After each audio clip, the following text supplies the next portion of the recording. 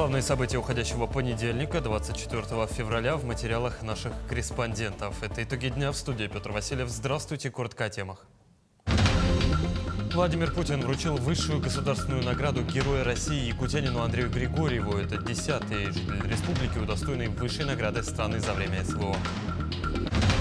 В республике женам военнослужащих компенсируют расходы на получение водительских прав. Расскажем подробнее о новой мере поддержки. В селе Сайды Верхоянского района открыли новую школу-сад. Здание построено взамен аварийного здания 60-х годов. В Новгородской области почтили память якутских лыжников, которые 82 года назад сражались на озере Ильмень. Столетний юбилей отметила Якутская республиканская офтальмологическая клиника. Эту памятную дату больница встретила, обновив арсенал оборудования. Владимир Путин вручил высшую государственную награду Героя России якутянину Андрею Григорьеву. Это 10-й житель республики, удостоенный высшей награды страны за время специальной военной операции. Григорьев победил боевика ВСУ в рукопашной схватке во время штурма поселка Трудовое в Донецкой Народной Республике осенью 24-го. Впоследствии видеозапись боя получила большой резонанс в мировых социальных сетях и средствах массовой информации. После схватки Григорьев продолжил выполнение боевых задач, нанес значительный ущерб войскам ВСУ в поселке.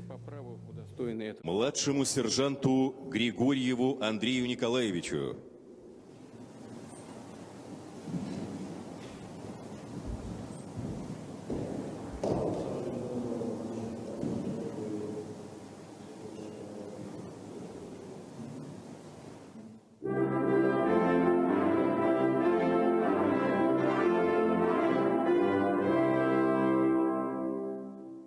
Я 10 января собирался обратно идти на фронт. Ни разу я до сих пор не смотрел это видео. Не хочу еще второй раз пережить это. От себя лично хотел поблагодарить друзей моих бойцов, родных моих бойцов. И я хочу соболезновать большое. Всех их помню я, которые вместе со мной были, я их всех помню. Они пали бою. Из них никто никогда не сдавался и не собирался сдаваться.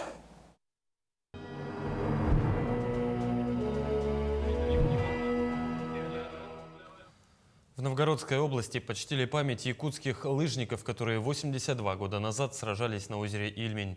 Лыжников было 597, это 19-я, 3-я и 40-я бригады. В феврале 43-го года они вышли на озеро, должны были пересечь Ильмень, выйти на трассу Старая Руса-Шимск и освободить старорусские земли от фашистов. Но немецкая артиллерия настигла лыжников прямо на озере. Прошло 82 года. Подвиг якутских солдат жив до сих пор. Почтить тех, кто мужественно сражался за наше мирное небо, приехали делегации из Якутии, родственники бойцов-лыжников. Я дочь воина Сергучева Иннокентия Лазаревича, который служил в Северо-Западном фронте 21-й лыжной стрелковой бригаде. Именно в этом сражении он получил 16 марта сквозное пулевое ранение на 1,5 сантиметра выше сердца. Так что он был, хорошо, что пуля пролетела, и операции не было, но он потерял очень много крови. Целых полгода он по всем госпиталям лечился и приехал на свою родину. И все равно продолжал работать учителем. Мирнинский район принял Знамя Победы. На границе между Мирнинским и Сунтарским районами состоялась торжественная церемония передачи символа знамени. Сразу после передачи эстафета прошла по населенным пунктам Алмазного края. Сегодня стяг торжественно вручили в поселке Алмазный, селе Орлах. Завтра же символ мужества и героизма нашего народа встретят кадеты в поселке Чернышевский. Напомню, акция уже прошла в 18 районах республики. Еще одному нашему отважному земляку Петру Киприянову с позывным «Монгол», в сентябре 24 года павшему смертью храбрых в бою за родину, присвоено звание Героя Российской Федерации посмертно. В ходе штурма вражеского опорного пункта, несмотря на подрыв бронемашины, контузию и серьезные ранения, монгол не отступил, а повел бойцов вперед, показывая настоящий пример стойкости. Проявил военную смекалку, пробивая путь через минное поле под подствольным гранатометом. Его решительность и грамотное командование позволили бойцам успешно зачистить и удержать важную позицию противника. Сотрудники и учащиеся Якутской городской национальной гимназии открыли мемориальный стенд в честь бойцов специальной военной операции. На открытии побывала наш корреспондент Вероника Таюрская. В третью годовщину с начала специальной военной операции Якутская городская национальная гимназия имени Черяевых присоединилась к всероссийскому проекту «Парта героев». Так, в здании ЕГНГ открыли две парты – 30-ю и 31-ю по счету в Якутске. На торжественном мероприятии присутствовали герои России Николай Евдокимов и Александр Колесов. Сегодня состоялось открытие стенда героев и открытие двух парт героев СВО, которые, к сожалению, героически отдали свои жизни за нашу страну. Это событие совпало с Днем защитника Отечества и приурочено 80-летию Великой Победы. Очень символичный и такой знаменательный момент, потому что дети все очень отнеслись к этому очень серьезно, очень ответственно. «Парта героев» – всероссийский проект, стартовавший в 2018 году. С начала СВО на ученических столах стали размещать информацию об участниках операции, а также о родителях, обучающихся, которые отдали свои жизни за Родину. ЕГНГ таким образом увековечили память Михаила Винокурова и Степана Огоченова, являвшимися отцами школьников гимназии. Право сидеть за партами получат дети, обучающиеся на отлично, а также активисты школы. Вместе с партами героев в стенах Якутской городской национальной гимназии открыли стенд с изображением всех 10 героев Российской Федерации из Якутии. Очень благодарен нашим героям, что сегодня нашли возможность принять в этой важной акции участие. Сегодня специальная военная операция пронизывает весь наш народ и объединяет нас в желании достижения скорейшей победы. Каждый по-своему вносит вклад в эту победу. Мы сегодня благодарим и гордимся нашими защитниками, кто с оружием в руках делает нашу страну сильнее изо дня в день. Почитание героев спецоперации, увековечение их подвигов является неотъемлемой задачей мирного населения. Все подвиги, совершенные нашими воинами-якутянами, уже вошли в историю не только республики, но и страны. Вероника Таюрская, Георгий Григорьев, Якутск. К другим темам. В селе Сайды Верхоянского района ввели новую школу-сад. Здание построено взамен аварийного 60-х годов постройки. С открытием долгожданного объекта местных жителей поздравил глава Якутии Айсан Николаев. Строительство началось в 2022 году по его личному поручению. Новый объект имеет 80 школьных мест и 40 дошкольных. Его площадь свыше 3200 квадратных метров. В учреждении созданы сегодня все условия для комфортного и безопасного обучения. Есть светлые классы, игровые зоны для школьников, дошкольников, а также спортивные и технологические кабинеты. Помещения оснащены современным оборудованием. Самого северного села Верхоянском Русе появилась перспектива. И это радует, и, конечно, уверен, что из этой школы будут и дальше уже в таких прекрасных условиях выходить замечательные подготовленные дети, патриоты своей Родины, которые очень много сделают и для Верхоянского вуза, и для нашей Якутии. Я попросил все-таки правительство республики, несмотря на все проблемы, уже в этом году приступить к школе, строительству школы в селе Бутенкёс в память о главе Адачи Слепцове Вячеславе, который погиб во время специальной военной операции в декабре прошлого года. Для нас это большая потеря, и, конечно, и в память об этом человеке я считаю, что школа, которую давно надо уже было построить, конечно, должна быть построена. Правительство республики напомнило о действии новой меры поддержки военнослужащих и их семей. Речь идет о компенсации супругам погибших или получивших инвалидность участников СВО, стоимости обучения по программам подготовки водителей с 1 января. Как отметил вице-премьер правительства Якутии Георгий Степанов, на сегодня ни одного заявления на оказание услуги не поступило. Подать его можно через порталы госуслуг, Е-Якутии, Центр «Мои документы». Кроме того, Степанов отметил работу по оказанию адресной помощи военнослужащим и их семьям, в том числе в трудоустройстве. В В Центре культуры и духовности имени Пушкина в Нерюнгри состоялся благотворительный фестиваль «У нас Родина одна», посвященный Дню защитника Отечества. Особыми гостями фестиваля стали военнослужащие, которые вернулись в зоны проведения специальной военной операции. На мероприятии побывала и наша съемочная группа. В рамках фестиваля «У нас Родина одна» в Зимнем саду Центра культуры и духовности прошли выставки волонтерских организаций и военно-патриотических объединений города Нерюнгри. Так, гости фестиваля могли ознакомиться с базовыми знаниями по тактической медицине. Здесь документальная часть, это учебники и учебные пособия. Здесь у нас тактическая медицина, именно жгуты и их разновидности, как с ними работать. На смену жгутам пришли турникеты, тоже грандиозное количество, большое, вернее, количество их заработалось. Также тренажеры для тампонады, осколочные и пулевые ранения. Обязательно проходим, чем тампонируем, да? А волонтеры движения «Зов Севера» рассказали о своей работе и вручили грамоты неравнодушным нерюнгринцам, которые внесли большой вклад в деятельность движения. Саш, я как представитель «Зов Севера» города Нерюнгри хочу тебе вручить благодарственное письмо за твое участие в помощи нашим ребятам на фронте. Спасибо тебе огромное. За твои свечи, которые ты льешь, которые мы отправляем обязательно на фронт. Благодарим тебя. Рады, что ты всегда с нами в нашем строю. Держать так и только вперед. Спасибо тебе огромное. Ну а добровольцы из Нерюнгринского отделения студенческого корпуса спасателей рассказали, как оказать помощь себе или пострадавшим в экстренной ситуации. Первое, с чего начинается, это, конечно же, изучение оказания первой помощи как себе, так и пострадавшему.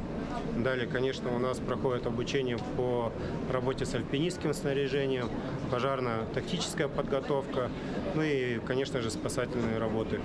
Продолжился фестиваль большим праздничным концертом с участием творческих коллективов Нерюнгринского района и гостей из Амурской области. Что касается концерта, концерт у нас посвящен также Дню года защитника Отечества. Также у нас в этом году 80 лет Победы. Это тоже знаменательная дата. Туда мы тоже включили в наш праздник. К нам приехали наши гости из прекрасного города Тында, которые хотят поддержать наш благотворительный концерт, в нем поучаствовать. В этом году город Нерюнгри присоединился к инициативе города-побратима Тынды в проведении акции «Мой папа – герой». Почетный знак во время праздничного концерта впервые вручили 15 юным нерюнгринцам. Эта акция уже прогремела на территории Российской Федерации. Будут вручены медали детям, участникам специальной военной операции. Поэтому сегодня достойнейших начала этой акции будет положено сегодня. Поэтому я поздравляю всех людей, которые защищают Родину, которые причастны к этому празднику. Всего самого доброго, счастья, все на общую победу.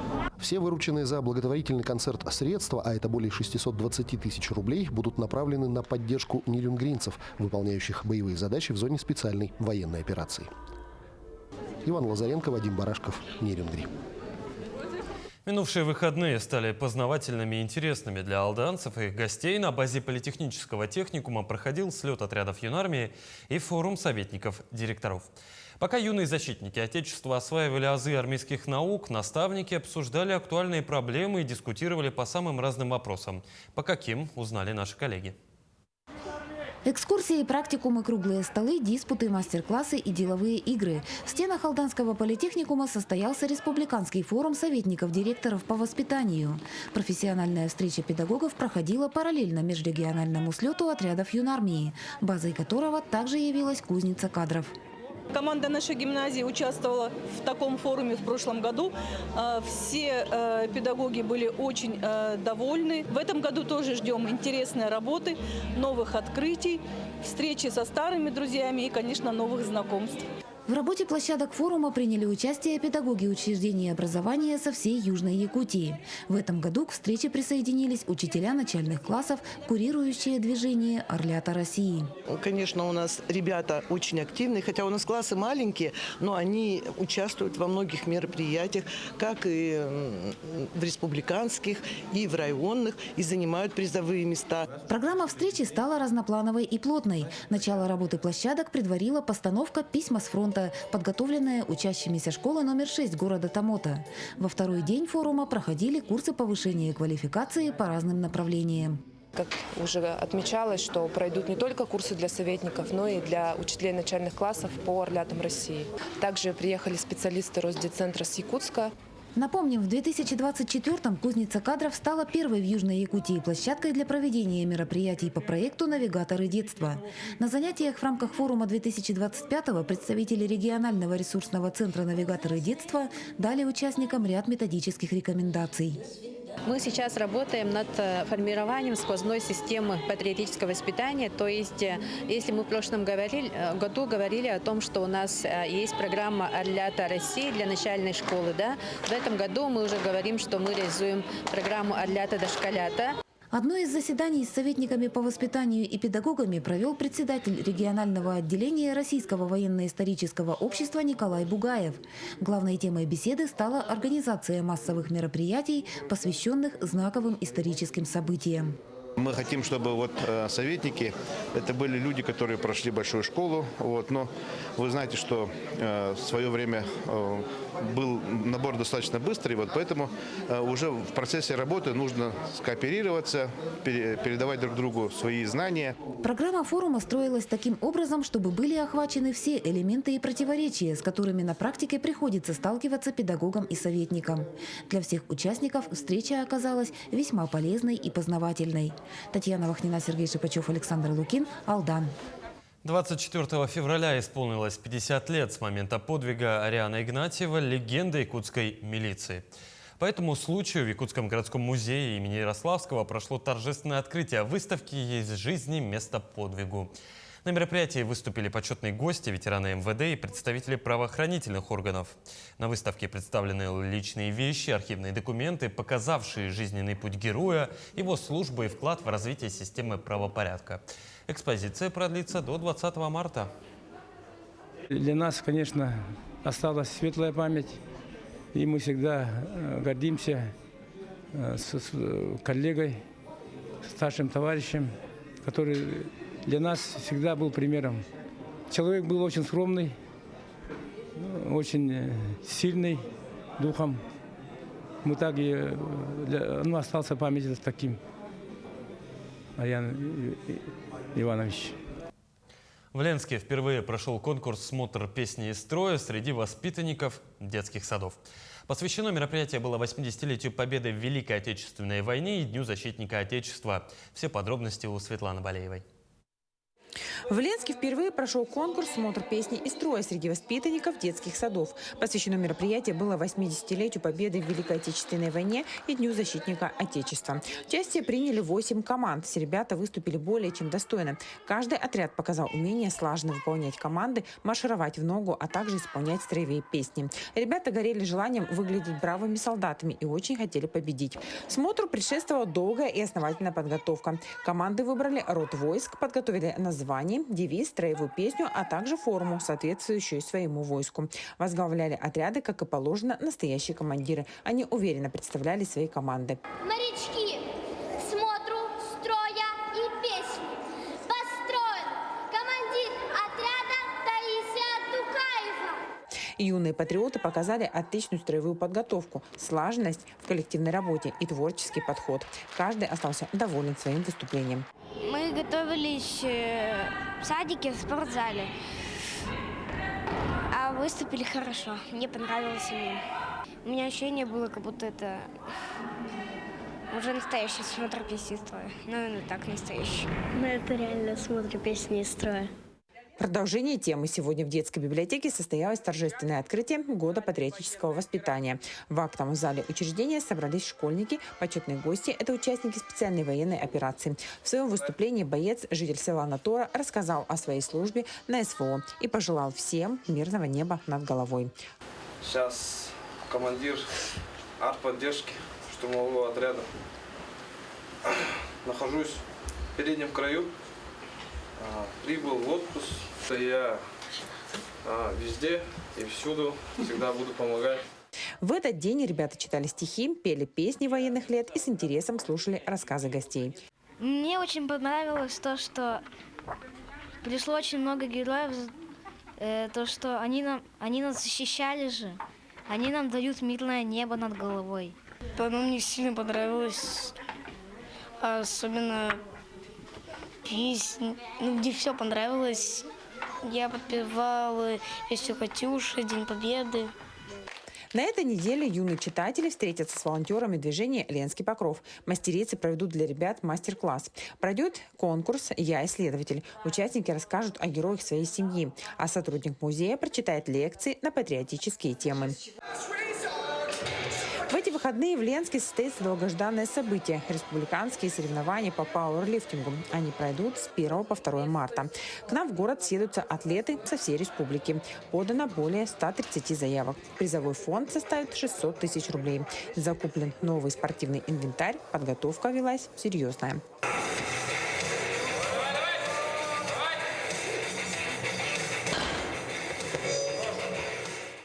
Такими были события прошедших дней. В следующих сюжетах мы расскажем более подробно об открытии года патриотического воспитания, также о жизни участника СВО после ранения, секции горных лыж и других. Светлана Балеева, Виталий Андреев, Ленск. Столетний юбилей отметила Якутская республиканская офтальмологическая клиника. Эту памятную дату больница встретила, обновив арсенал оборудования и расширив свои способности не только в диагностике, но и в лечении глазных патологий. Какие итоги подводит клиника и какие планы намечают ее специалисты, знает моя коллега Сырглана Неустроева.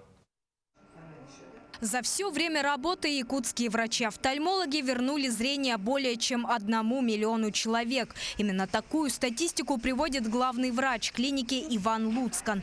Помощь специалисты оказывали даже в ковидные годы, отмечает медик. Ну а в 2025 году темпы работы клиники не только не замедлятся, но и наоборот будут наращены. Не так давно в больнице заработал 2-й операционный блок.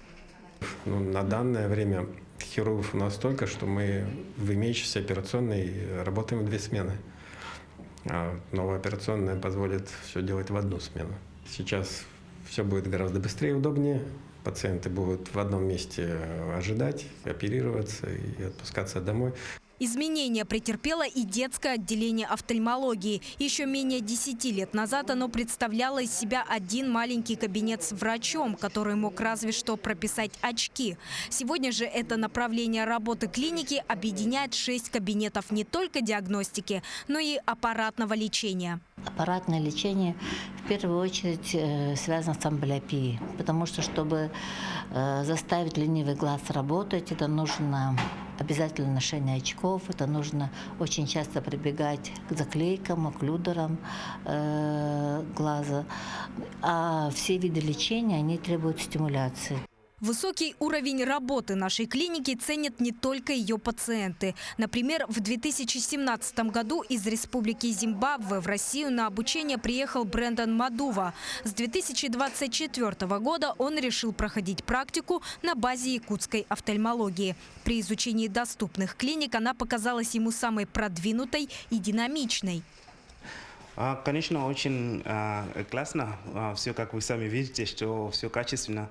Это не отличает, где в Америку, в Европе, современные страны. И тоже тут есть все очень качественно и все очень по-настоящему. За это движение я тоже хочу быть частью этого движения. Не так давно офтальмология поставила рекорд России по проведению 100 операций. Но это, по словам Ивана Луцкана, лишь задокументировало то, как специалисты больницы работают ежедневно. А теперь к столетнему юбилею клиника запечатлит и другие моменты. К примеру, уже в июне презентуют книгу и покажут документальный фильм об истории офтальмологии. Сырглана Неустроева, Стас Потапов, Якутск.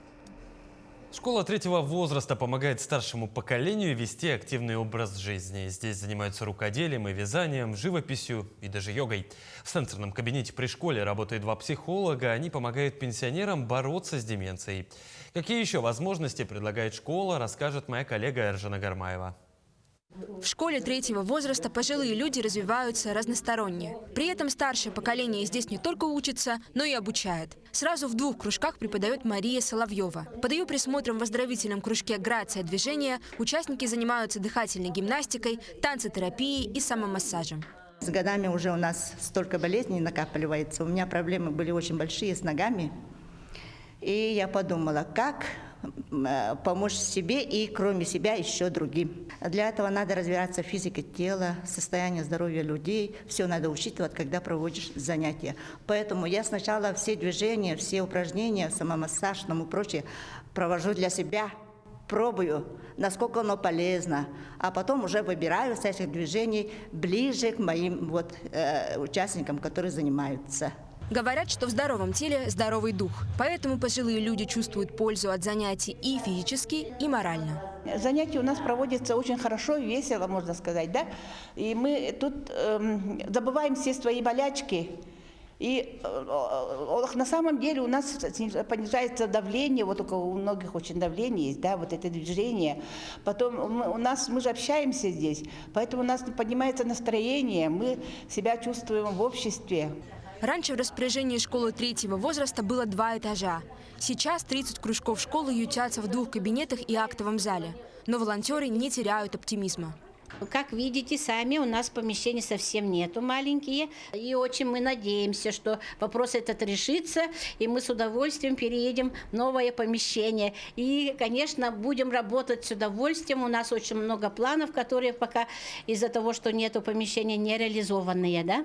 Глава Якутии АСН Николаев в ходе ежегодной пресс-конференции сообщил, что в 2026 году в Якутске планируется открытие Центра активного долголетия. Центр наряду со школой 3-го возраста станет местом притяжения старшего поколения. Эржена Гармаева, Семен Семенов, Якутск.